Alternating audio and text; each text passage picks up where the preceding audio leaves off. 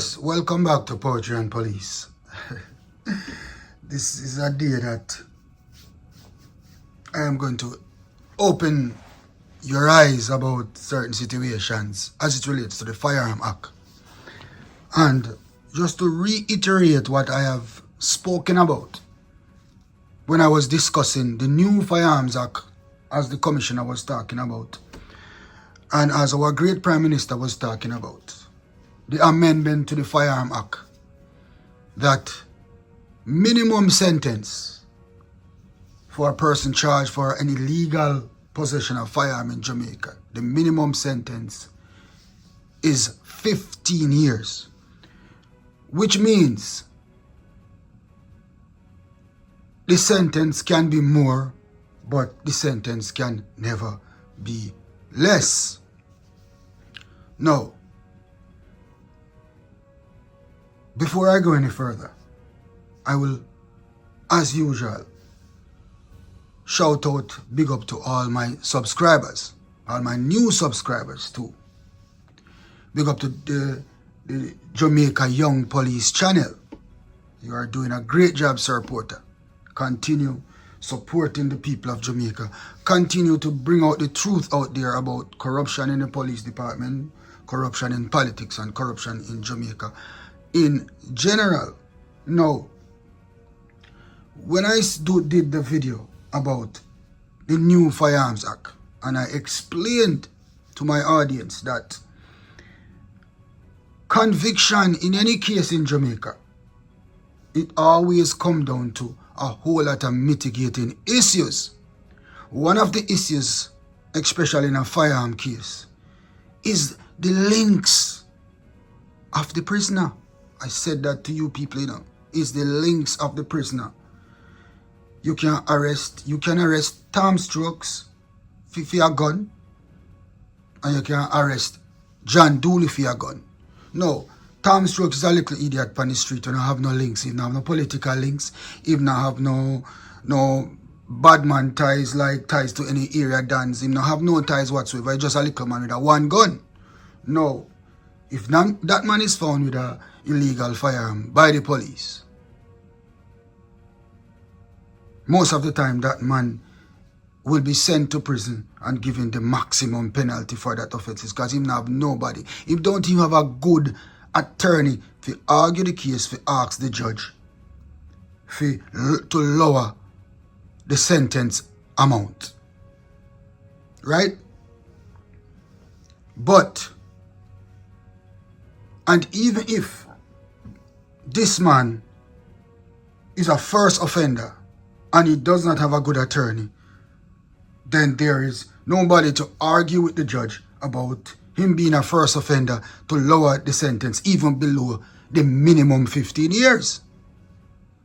On the other hand, a man who has links,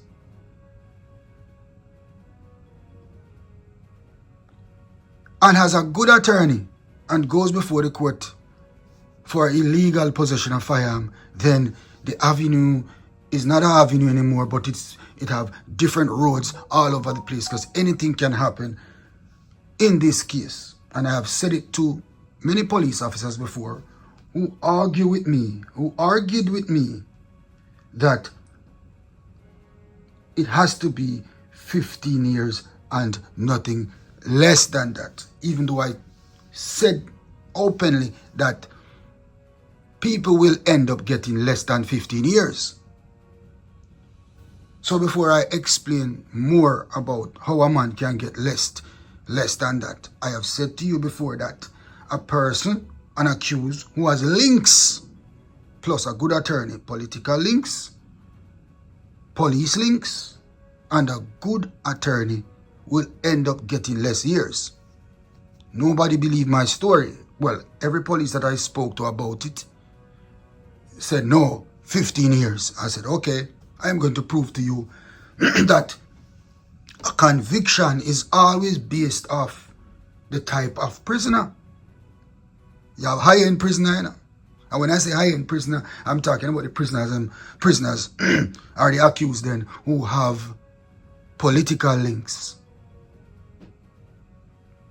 police links, money links, You understand? Because like I said in my previous video about the new Firearms Act and the conviction and the penalties, is that the conviction is always based off the prisoner or the accused then. So now, let me give you an example now. So, under the new Firearm Act, the first person who was convicted under the new Firearm Act, this person has destroyed the commissioner's speech. The conviction has destroyed the commissioner's speech, has flopped the prime minister's show, and has opened the eyes of most Jamaicans, including police officers, including most of my peers who I've spoken to, that the conviction always comes down to the attorney in the case and the judge, because the judge has the last say. In all cases, the judge has the last say. Right? Now, this man who has been charged for illegal possession of firearm, from my information, this man was wanted for murder before he was held with an illegal possession, with an illegal firearm.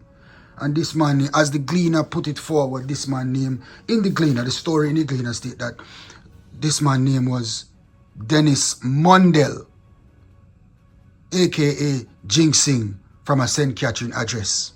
I will repeat his name.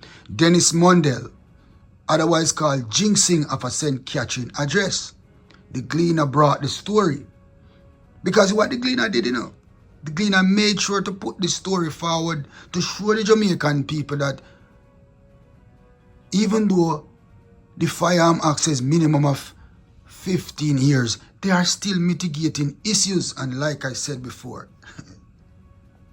the status of the accused, the links of the accused, that always come into consideration. And the decision of the judge is final. Now, this man was arrested in 2020. He was wanted by the police and he was evading the police, has been evading the police for years. And then he was arrested. He was found with an illegal firearm and hence he was charged. No.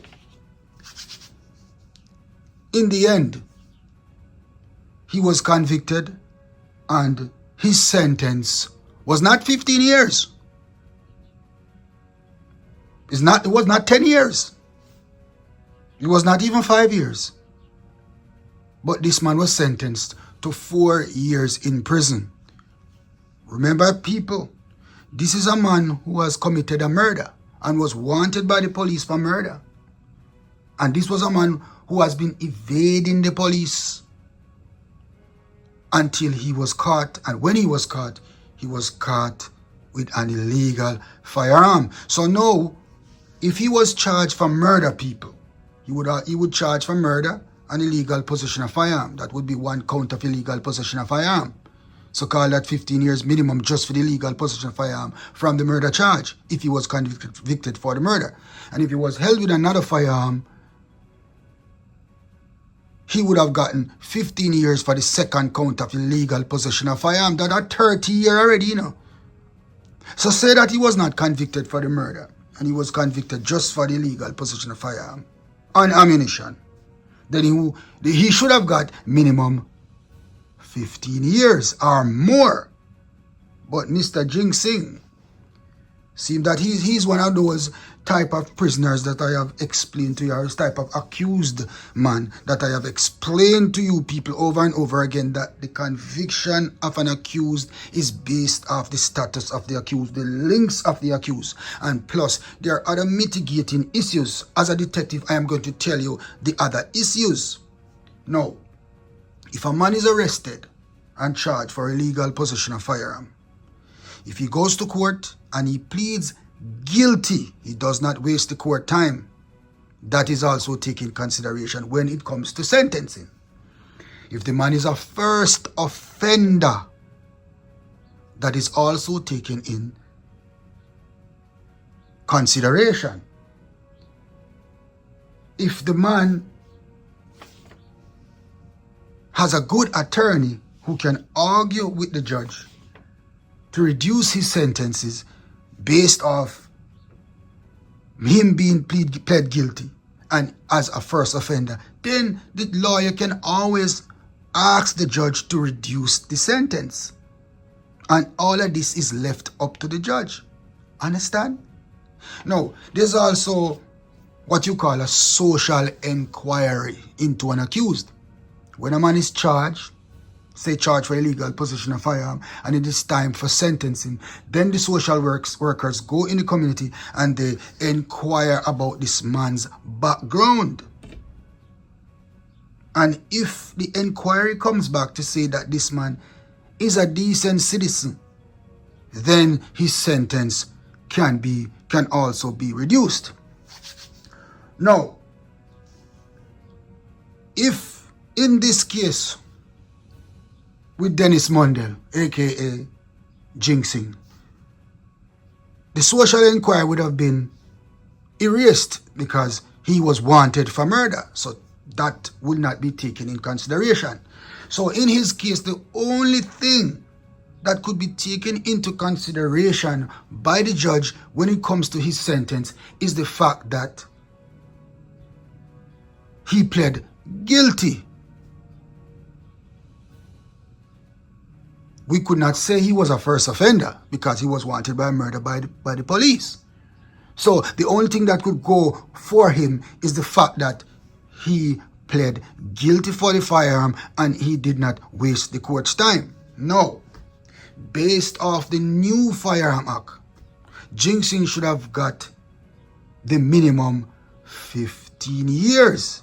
Because as the new Firearm Act stated, minimum sentence 15 years. So what they are saying with the Firearm Act, it doesn't matter if you're a first offender. It doesn't matter if the social inquiry says you're a good person. It doesn't matter if you pled guilty and you did not waste the court's time. Minimum sentence should have been 15 years. So let us ask the question. Why was Ginsing given 4 years? Is it that Ginsing is unaccused with the status that I'm talking about with political links and police links? Is Ginsing one of those accused? He must have been one of those accused for him not to get the 15 years. Because the new Firearm Act states 15 years is the minimum. That means the judge is working with more than 15 years. And that's why I said to you people, when this new Firearm Act came down, that no matter what the law says about the conviction and the sentence, the judge can always consider a lower sentence because the judge has the last say. Brethren, you people are not listening. And police officers know this. Most detectives know this. Most detectives know. A smart detective, an experienced detective would know that. It doesn't matter about what the firearm says about sentences. What matters in the end is what the judge thinks of the case. Whether the judge was corrupted. But like I'm saying, it comes down to the judge. Evidence in this case plays no role. The Firearm Act and the sentencing, minimum sentencing Firearm Act plays no role in the case. The most important part in the case is the decision of the judge as it relates to sentence in the end. And it is plain and straight. I know that as a result of this, a whole lot of police officers are frightened or like surprised, or many Jamaicans are surprised, or they feel somewhat misinformed by the Prime Minister of Jamaica or by the Commissioner of Police that a man should get 15 years minimum for a firearm. But myself, as an experienced detective, and who have had many firearm illegal possession of firearm convictions in my day working as a police officer, I know that the sentencing in cases, in firearm cases, are based off the status of the accused, the links of the accused, and in the end, the position of the judge on the case. Whether the judge is corrupt or whether the judge is just being lenient to the appeals of the attorney in the case. Now, if you get yourself a little foolish attorney, you might get 15, 20 years. But if you get yourself a Tom Tavares Svensson, a Peter Champagne, a Norma Linton, all them QCs, those good attorneys, then trust me, my friend. When those attorneys finish with your case, you might get 2 years. Because those attorneys know how to reduce sentences. And it's the law. It's the law, you know. It's the law in Jamaica that an attorney, after his or her client has pled guilty and haven't wasted the court's time, can ask the judge to reduce the sentence based off the plea of the accused. Now, the new Firearm Act stated clearly that no matter if you plead guilty or not, or social inquiry, any type of inquiry into your background, remember, you can be first offender, whatever, you're supposed to get 15 years. So there's no arguing below the 15 years for any attorney. That is what the law said, you know. But I said, and I have told you people before in a previous video, that firearm convictions are based off the status of the accused, the links of the accused, and the attorney defending the accused. If you think I lie, me I tell. Go back and check the video that I spoke about. I spoke to a police officer about the thing and he told me that, no, Blake, once you charge with a firearm, minimum 15 years, you can't get no less than that. I said, police, relax yourself. You understand me? Relax yourself, police. Because any conviction in any court is based off the status of the accused. Whether the accused pled guilty, like I said before. Number 2, no previous convictions. Number 3, social inquiry. Number 4, his attorney. Number 5, the judge who has the last say. And nobody can query that. And nobody can question that. The Prime Minister cannot question the conviction. The Commissioner of Police cannot question the conviction. The DPP cannot question the conviction. The judge's decision is final. So congratulations, Sir Holness. Congratulations, Commissioner of Police, Mr. Anderson. Mr. Anderson, congratulations. The new Firearm Act and this conviction of Dennis Mondale, aka Ginsing, has proven to the Jamaican people and has proven to the Jamaica Constabulary Force, the members of the Jamaica Constabulary Force, that there's no teeth. There's no teeth in the new Firearm Act. The new Firearm Act does not delegate how many years a man gets. It was just an exhibition. It was just exaggeration. Because in the end, it depends on the status of the accused and the judge prosecuting the whole matter. Now, if you look at Dennis Mondale, Ginsing, that man is a criminal based off the investigation carried out. This man is a murderer. This man should have sent to jail for 100 years. I would ask myself why the judge gave him 4 years. He had time served, and even if with time served, he should have got more than 4 years. How many years did you take off the 15 years? Because remember now, the judge should have been calculating the conviction based off from the 15-year minimum then. or even more then, because the firearm state at 15-year minimum, so the judge should have been calculating beyond 15 years. But, and even if the judge was calculating the conviction below 15 years, there's no way on earth that this man should have gotten 4 years. So, something I go on this or down. Am I the only one seeing this? Am I the only one seeing this? How many times did this man serve in custody? Probably 2 years. Probably 2 years before he was convicted. So that would left 13 years if you had worked with the 15 down. Alright? Pled guilty. Probably 1 other year. No previous convictions. Probably 1 other year. So at best, this man should have got at least 10 years in prison. Now, man, this man was advertised as a murderer, you know, because this man was wanted by the police, and this man managed to evade the police for years. And the police had to track him down and caught him with a firearm. And if he was put in a position to kill a police officer, he would have done it.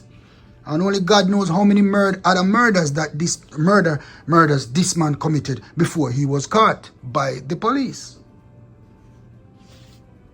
So now I hope you Jamaican people see what is going on.